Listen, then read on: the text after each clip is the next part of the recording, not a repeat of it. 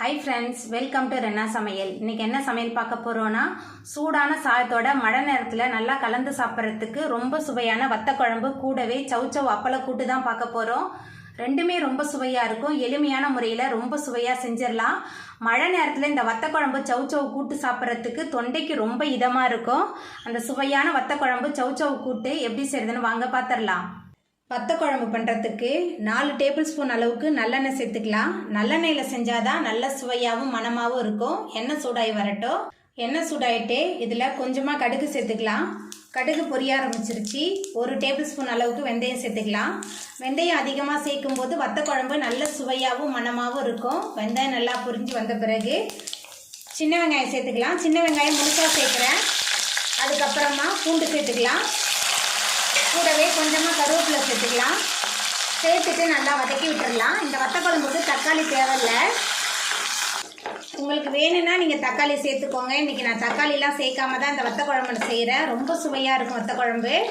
மழை நேரத்தில் சூடான சாதத்தோட கொஞ்சமாக நல்லெண்ணெய் விட்டு சாப்பிட்றதுக்கு வத்த குழம்பு நல்ல சுவையாக இருக்கும். தொண்டைக்கு ரொம்ப இதமாகவும் இருக்கும்.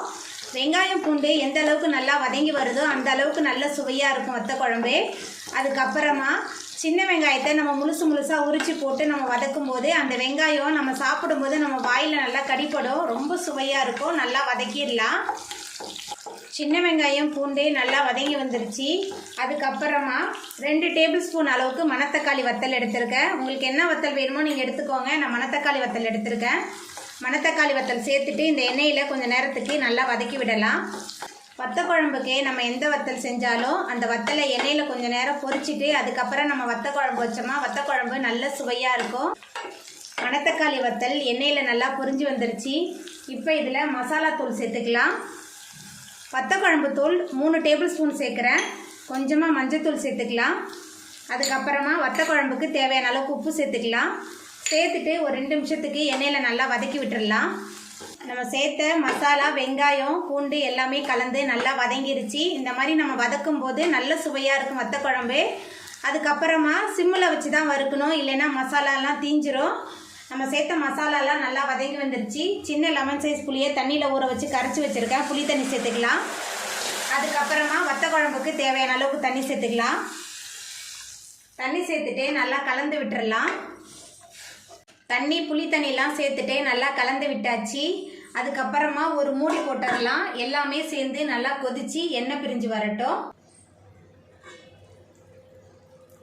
புளியோட பச்சை வாசனை போகிற அளவுக்கு வத்த குழம்பு நல்லா கொதிச்சு எண்ணெயெல்லாம் பிரிஞ்சு வர ஆரம்பிச்சிருச்சு. கடைசியாக 1 டேபிள் ஸ்பூன் அளவுக்கு நாட்டு சர்க்கரை சேர்க்குறேன். கூடவே கொஞ்சமாக பெருங்காயத்தூள் சேர்த்துக்கலாம். பெருங்காயத்தூள் வெல்லம்லாம் சேர்க்கும்போது நல்ல சுவையாக இருக்கும் வத்த குழம்பு. பெருங்காயத்தூள் நாட்டு சர்க்கரையெல்லாம் சேர்த்துட்டு நல்லா கலந்து விட்டுறலாம்.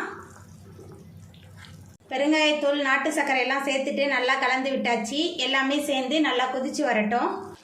எல்லாமே சேர்ந்து நல்லா கொதிச்சு எண்ணெயெல்லாம் பிரிஞ்சு வந்துருச்சு. ரொம்ப சுவையான மணமான மணத்தக்காளி வத்தல் குழம்பு சூப்பராக ரெடி ஆகிட்டு. வத்த குழம்பு தண்ணியாக இருந்தால் நல்லா இருக்காது, திக்காக தான் இருக்கணும். இப்போ நம்ம அடுப்பு ஆஃப் பண்ணிடலாம். சவுச்சவ் அப்பள கூட்டு பண்ண போகிறோம். அதுக்கு முதல்ல 2 ஸ்பூன் அளவுக்கு எண்ணெய் சேர்த்துக்கலாம். எண்ணெய் சூடாகி வரட்டும். எண்ணெய் சூடாகிட்டு இதில் கொஞ்சமாக கடுகு சேர்த்துக்கலாம். கடுகு பொரிய ஆரம்பிச்சிருச்சு. காரத்துக்கு 3 காஞ்ச மிளகாய் கிள்ளி வச்சுருக்கேன். காய்ந்த மிளகாய் சேர்த்துக்கலாம்.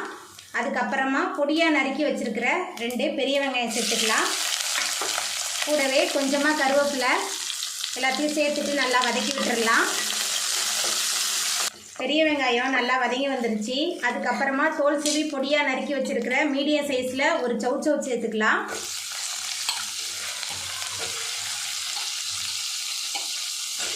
சவுச்சவ் சேர்த்துட்டு நல்லா கலந்து விட்டு வதக்கலாம்.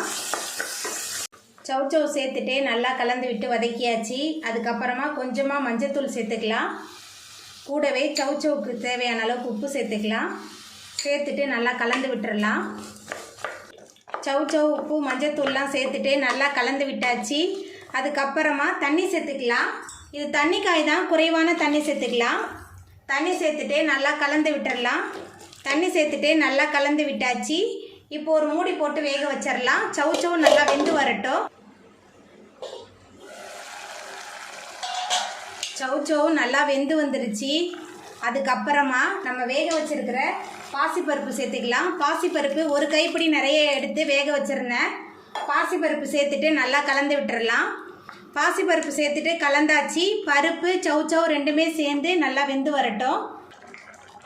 சௌச்சௌ பாசிப்பருப்பு சேர்த்து கூட்டு நல்லா கொதிக்க ஆரம்பிச்சிருச்சு. கொஞ்சமாக பெருங்காயத்தூள் சேர்த்துக்கலாம். பெருங்காயத்தூள் சேர்த்துட்டு கொஞ்சம் நேரத்துக்கு இப்படி கலந்து விடலாம். பெருங்காயத்தூள் சேர்த்துட்டு நல்லா கலந்து விட்டாச்சு. அதுக்கப்புறமா பொரிச்சு வச்சுருக்கிற அப்பளத்தை 1-2 உடச்சி வச்சுருக்கேன். அப்பளம் சேர்த்துக்கலாம். அப்பளம் சேர்த்து நம்ம கூட்டெல்லாம் செய்யும்போது ரொம்ப சுவையாக இருக்கும். அப்பளம் சேர்த்துட்டு நல்லா கலந்து விட்டுறலாம். கொஞ்சம் தண்ணியாக இருக்கிற மாதிரி இருக்கும். ஆனால் நம்ம அப்பளம் சேர்த்துருக்கனால சீக்கிரமாக இந்த கூட்டு இறுகி வந்துடும். அப்பளம் சேர்த்துட்டு நல்லா கலந்து விட்டாச்சு. எல்லாமே சேர்ந்து நல்லா கொதிச்சு வரட்டும். அப்பளம் சேர்த்து நம்மளோட கூட்டு நல்லா கொதிச்சு நல்லா சுண்டி வந்துருச்சு பாருங்கள். இந்த அளவுக்கு கெட்டியாக இருந்தால் தான் நல்ல சுவையாக இருக்கும். சாதத்தோட கலந்து சாப்பிட்லாம். அதுக்கப்புறமா புளிக்குழம்பு காரக்குழம்புக்கெலாம் தொட்டு சாப்பிட்றதுக்கு ரொம்ப சுவையாக இருக்கும். ரொம்ப சுவையான சௌச்சௌ அப்பள கூட்டு ரெடி ஆகிட்டு இப்போ நம்ம அடுப்பு ஆஃப் பண்ணிடலாம். அவ்வளோதாங்க, ரொம்ப சுவையான மணமான வத்தக்குழம்பு கூடவே சௌச்சௌ அப்பள கூட்டு சூப்பராக ரெடி ஆகிட்டு. இந்த சுவையான வத்தக்குழம்பு சௌச்சௌ கூட்டை நீங்களும் உங்கள் வீட்டில் செஞ்சு பாருங்கள். இந்த வீடியோ உங்களுக்கு பிடிச்சிருந்தா லைக் பண்ணுங்கள், ஷேர் பண்ணுங்கள், கமெண்ட் பண்ணுங்கள், சப்ஸ்கிரைப் பண்ணுங்கள். அப்படியே பக்கத்தில் உள்ள பெல் பட்டனையும் கிளிக் பண்ணிடுங்க. நன்றி.